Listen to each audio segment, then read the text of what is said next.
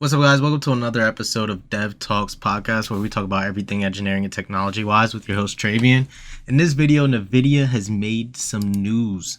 They have released an AI model. Well, they haven't released it. They previewed one, and we're gonna dive into this video and try to get some more information around it and really see what's up. So, without further ado, don't forget to like, comment, and subscribe. It really helps out with the algorithm. And let's dive in. Tyler Matheson, thank you very much for the news update. Meanwhile, Nvidia is making a somewhat unusual move, releasing a new AI audio generator today that they're calling Fugato.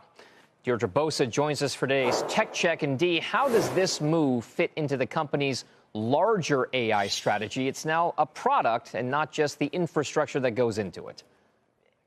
Exactly. It raises a lot of questions, which I'm going to get to. But first, I want to show you this thing. Fugato is the type of generative AI product that I can't just tell you about it. You have to actually listen to it yourself. This is what it spat out in the demo when the user prompted it to create a saxophone howling, barking, then electronic music with dogs barking.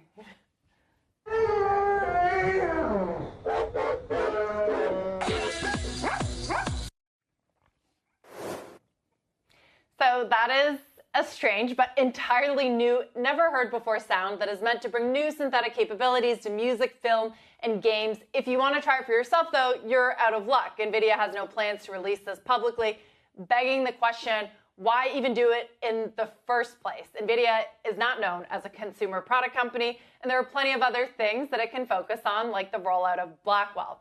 Well, the answer is that moonshotty projects like Fugato and Project Shield in the early 2010s, they've helped Nvidia stay relevant for decades and evolve into the hardware-software AI powerhouse that it is today. The company has a long history of creating products that are meant to inspire its customers to create new products themselves or lay the groundwork for its own breakthroughs.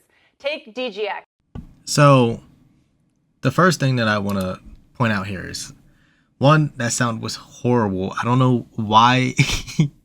I mean, it sounded the way that it got the message described, but I don't know why out of all testing things you would choose something like that to to go off of first. But if Nvidia doesn't make things for customers, obviously, because, well, their customers aren't us consumers on a day-to-day. It's a lot of businesses, and these businesses build off of that. So what is the reasoning for why they would want to build something like this? I would assume is, look at what they've already done on the robotics space. They built this whole playground thing, and this is, like Ashley said, this is something for other companies to build off of.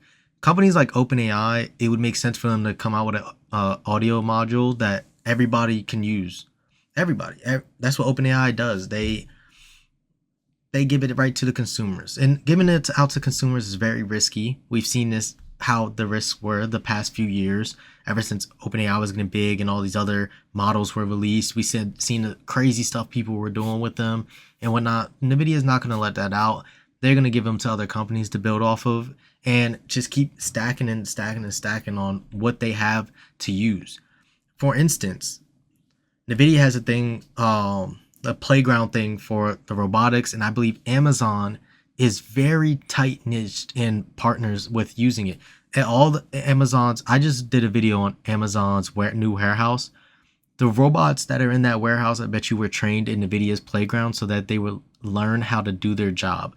Then the playground does all this extra stuff for it to know what to do, how to react to different stuff. So this can be something or a tool that's, hey, use this so that you're able to build different audios and stuff like that for your company, or you're able to take this and turn it to whatever this company needs to do.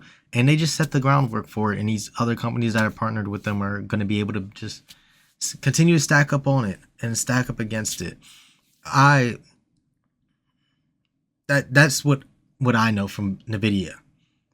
Hot take. I kind of have, in a sense of me thinking as an engineer, and having experience covering these companies for a while now, is what else could they do with this, really?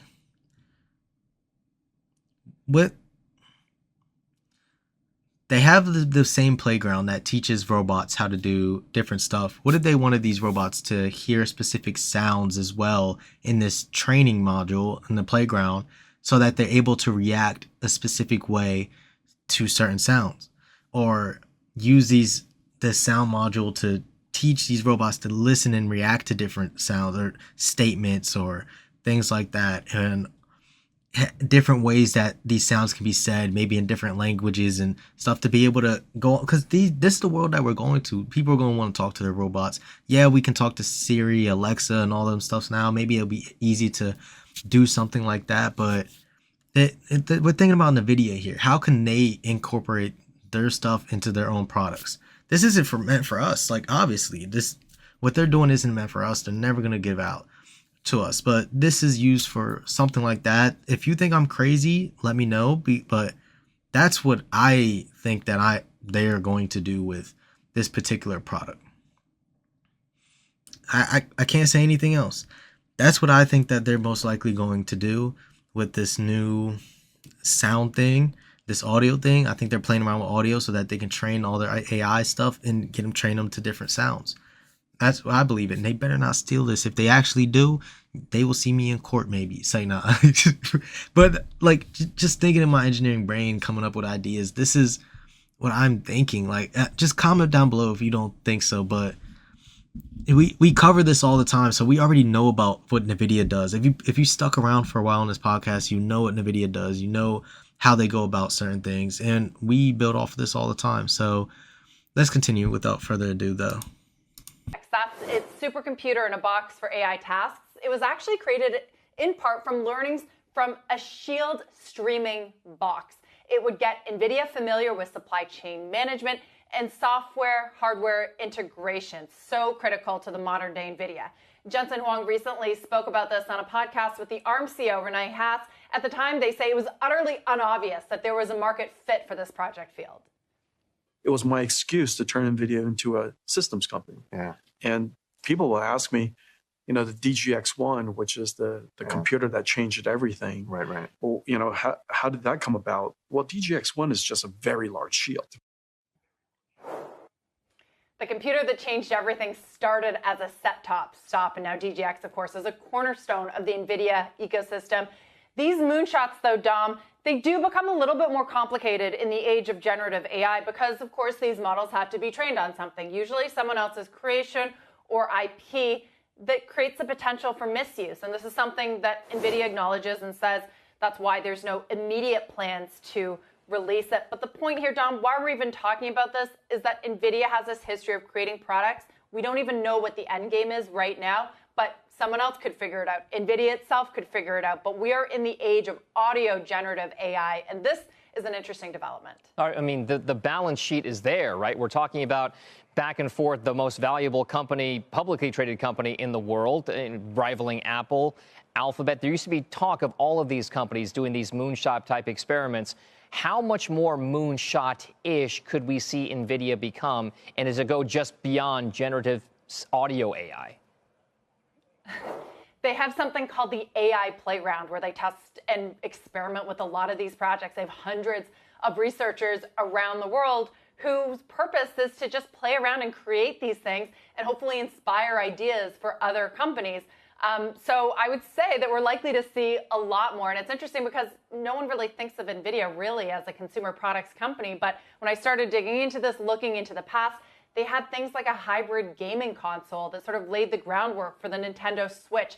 And it's this idea of an innovator, right? Which is why NVIDIA is so successful now. It sees things decades in advance, not necessarily what the end product is going to be, but it tests things. And it has that in common with some of the other mega caps like Amazon and AWS, right? That started as an idea and has become a huge business for them. Just the ability, and as you say, Dom, the balance sheet to be able to experiment.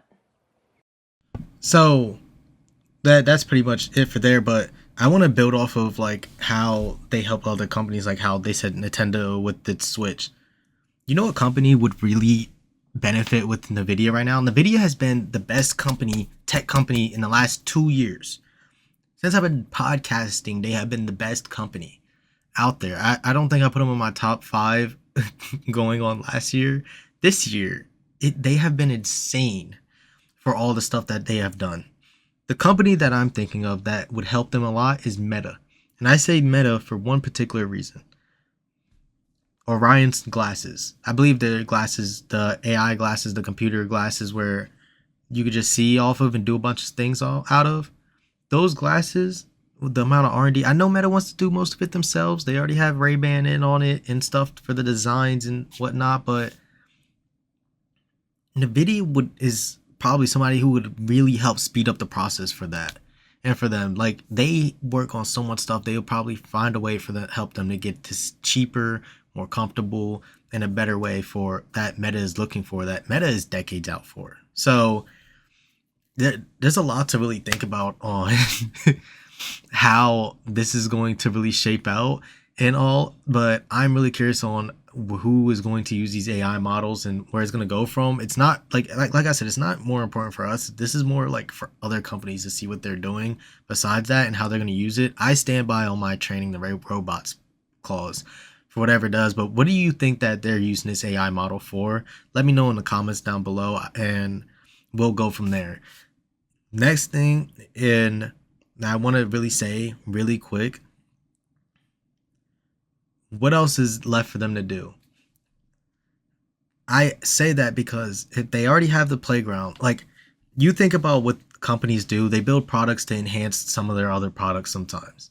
If they do this for the playground, is kind of already like a visual kind of thing, it's only missing the ears thing. How would they do something for images and movies and stuff like that for other companies to be build stuff off of those models as well too? Like, would they do this for movies or whatever, animated films or things, and maybe they work with Disney on that model alone? Who knows? I don't know. I'm just spitballing out random ideas on things that it's possible for Nvidia. But yeah, that's about it for this episode. Thank you guys for all tuning in on another one. If you want to see more videos like this, click the videos that pop up top here. It'll show you another one. And without further ado, don't forget to like, comment, and subscribe. It really helps with the algorithm so much. I really appreciate it. And peace. See you all next time.